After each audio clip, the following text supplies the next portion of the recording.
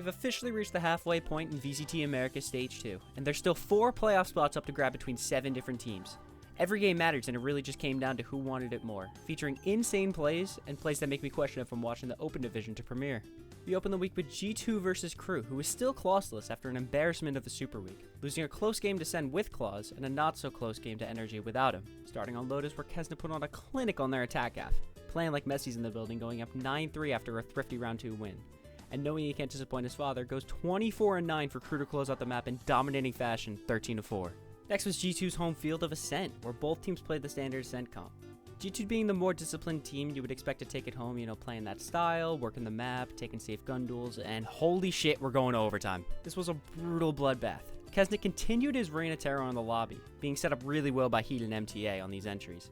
Never would have thought I had to be glazing the devil, but my worst enemy just played a really clean game. Although it just wasn't enough, G2 finally closed up the map 16-14 after doing the impossible and winning an attack round in overtime. We can ignore the fact that Heat was anchoring site and dry swung Leaf with 2 flashes available though, that's not important. We then had a split where Kezen has officially run out of gas. And since he's kind of the only real life player on this team right now, Crew get crushed, losing 13-4 and the series 2-1. Up next we have the ultimate grudge match of Loud versus Lev. Loud are still in their downward spiral from kickoff, like watching our class valedictorian discover hard drugs in college. And Lev are only getting better. Lev have already clinched a playoff spot, but winning this match secures them the #1 seed in Americas. Losing gives Loud a non-zero chance they can make it, but probably tilts Osbos so much that Lev are going to have to sign Paint to go double negative for another South American organization. We start on Lotus, where Loud start up the half 8-4 on defense. Who would have thought taking Sadak off Neon was a great move? Osbos was allowed to have 0 fun this game, going 5-10 at the half. Genuinely Draymond Green level of smackdown defense because of Loud's Fade Breach Cypher comp. It's now Lev's turn on defense, and Loud, continuing their cosplay of Draymond Green, decide to do nothing on offense and have a meltdown because of Lev's very own Fade Breach Cypher comp. This fucking guy, Calm, especially stepped it up after being a liability for the past month or two. He found 5 first bloods this half and went 15-3 on Fade. Lev came back to take the map 13-11. Icebox was a completely different story. Loud's entire game plan was just to kill Osbos. They knew exactly where this guy was opping every round and continued to run onto his site. Even on the rounds that it worked, it never mattered. All of Lev were playing out of their minds and would either trade or find lurk picks to go up in numbers. They also won over 50% of their retakes against an insane post-plant comp. On Lev's attack, Tex just found Les's head in mid every round he tried to lurk, doing all he can to make people remember he's on this roster too. And as poetic as it could be, Osbos finds 4 kills in the post plant to give Lev the win 13-6 and the series 2-0, and officially ending Loud's season. I hope Loud stick together. They have a great core, and hopefully by next year they get over their Osbos breakup phase.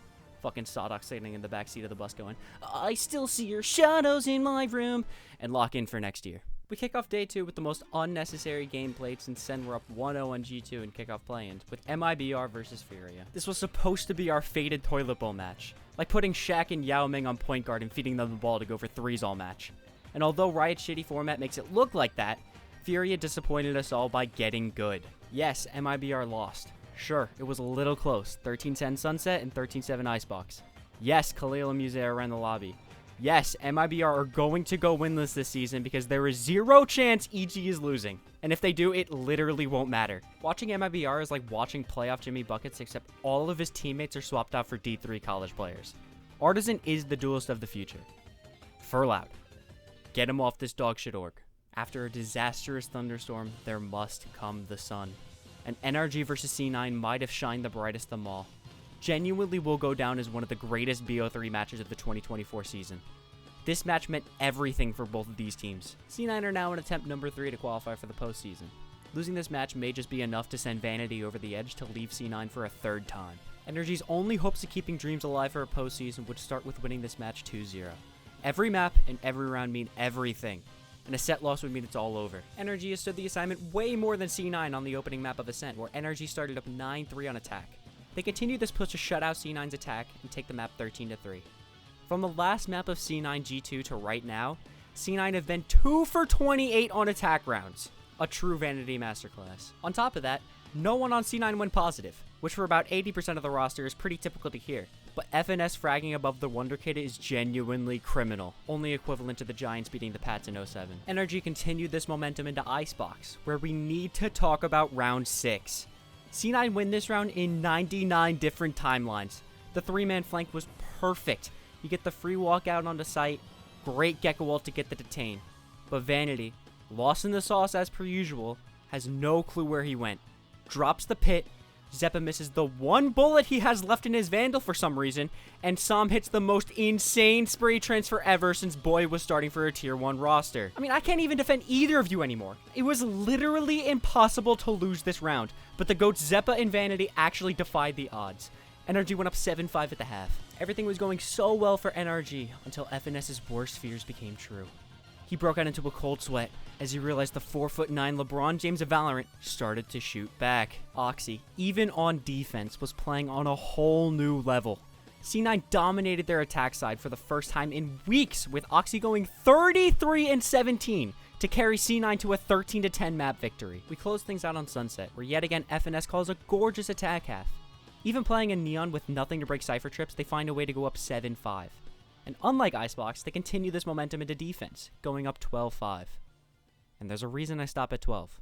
In a series full of insane plays, beautiful calls, and godlike performances, who would have thought that the man to step up in the final hour would have been my greatest op, Vanity?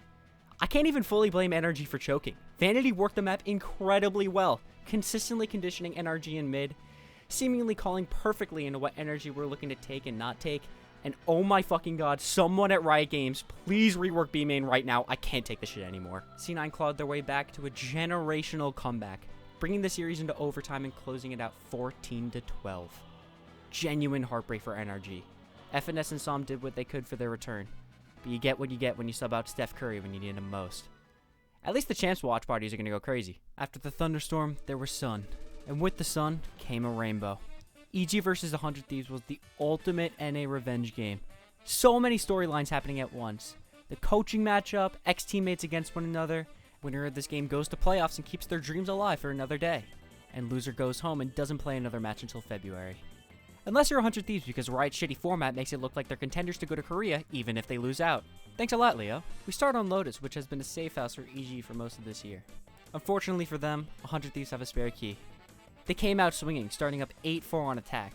Jogomo was finding sub-zero value on the Neon, going up 7-11 during the first half, foreshadowing a possible future employer if he keeps this up. Luckily for him, he'll be able to play video games all day for a little while longer, as him and the likes of Derek and Superman step it up on their attack. But it was all for nothing as 100 Thieves take Lotus 13-3.